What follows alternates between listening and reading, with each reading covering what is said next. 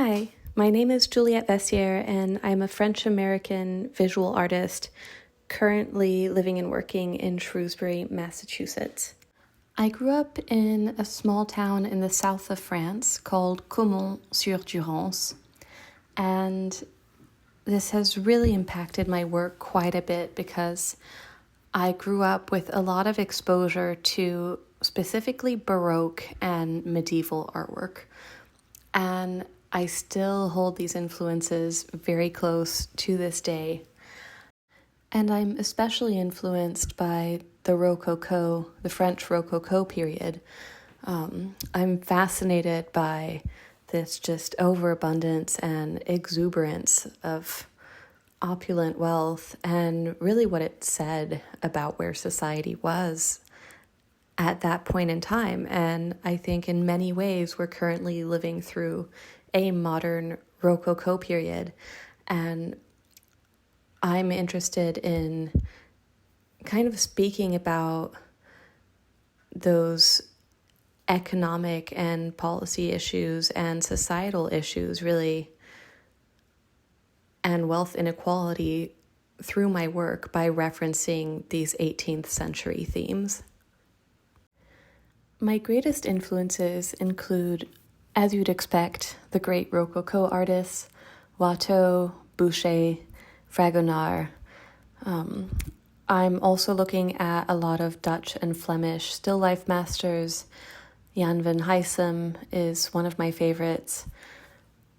I've been going back to Bruegel a lot recently, and Hieronymus Bosch. I think there's something just so wonderful and powerful about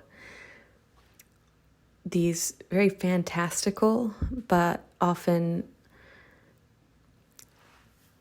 not simplistic, but more symbolic and reminiscent of medieval characters going through these different trials of human life, and I find them just very relatable and touching. As far as contemporary influences, I'm deeply inspired and in admiration of John Curran, Lisa Yuskavage. I think Charlie Goering's work is very poignant and feels kind of pregnant with symbolism. Katlin Eichwald, I think her castle collection was fabulous. Anna Weyant, Ray Klein. I'm also inspired by a lot of textile designers and also architecture from late 18th century France. I'm just fascinated by the Baroque and Rococo aesthetic and the paneling and furniture design and architecture and the idea of Baroque art combining flat visual, flat paintings with this 3D architecture and it becoming this kind of 3D larger than life, all-encompassing installation at that point. And I just find that so inspiring and really magical.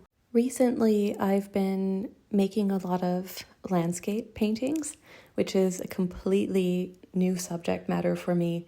It's something that I've never really done except for in preparatory studies or sketches or assignments when I was in school. And it's a whole new genre for me.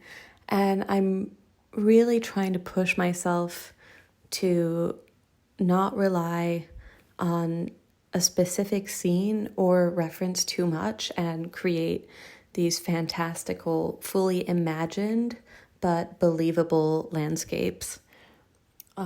Simultaneously, I'm still drawing and painting a lot of still life objects, and I'm doing a lot of mixed media work, which has brought its own set of challenges, and I'm trying to navigate how to combine different mixed media and keep everything archival And it's just been a lot of discovery, a lot of experimentation, and just learning about a lot of different processes that I maybe haven't encountered before. I think the biggest challenge of being an artist is firstly staying consistent.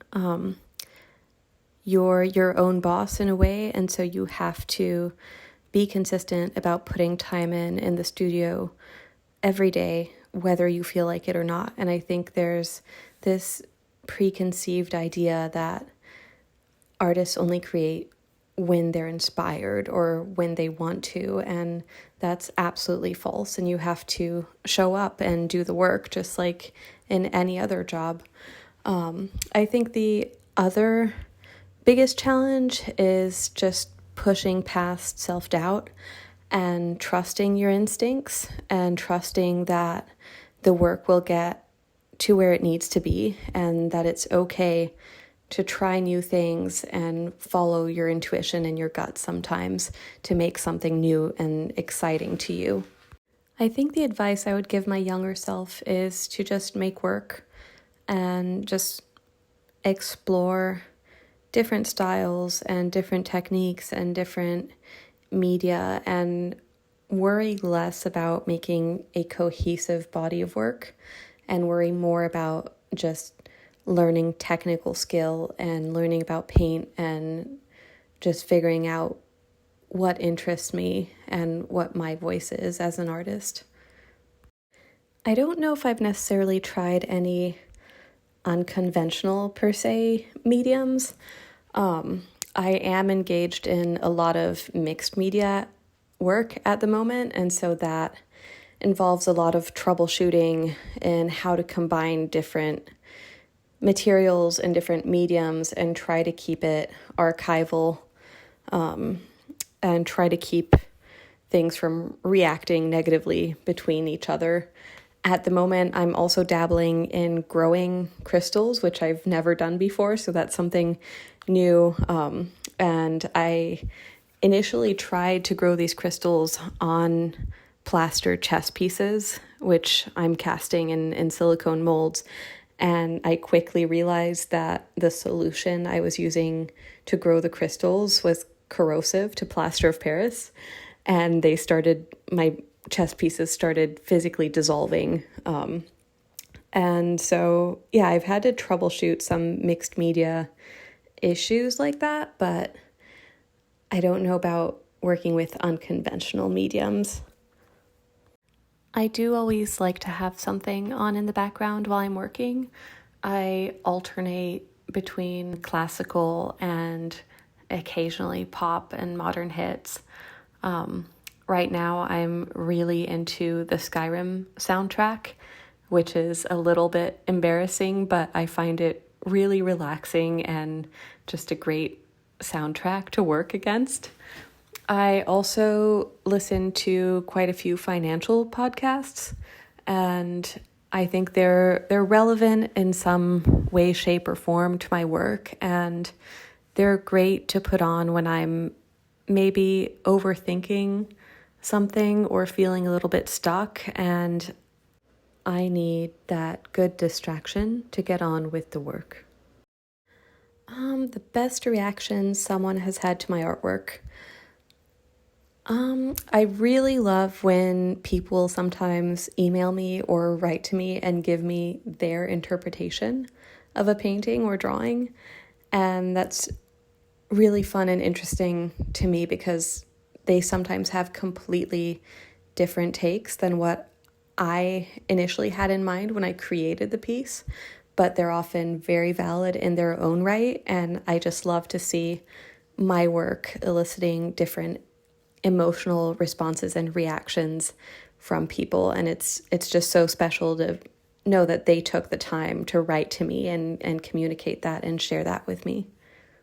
I hope that when people look at my work, they're thinking about the historical references I'm making within the context of contemporary issues. It's always been very important to me for my work to be visually and aesthetically pleasing. but ultimately my work does have a larger scope and purpose.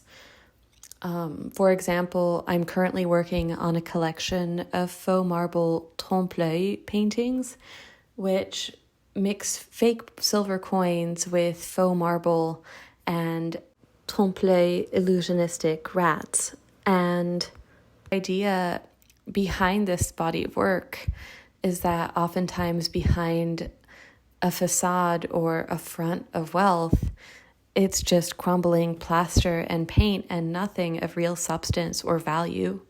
And so these pieces to me are really meant as a commentary on the silk screen or veneer behind which a lot of us live nowadays in public, but especially and more than ever on social media.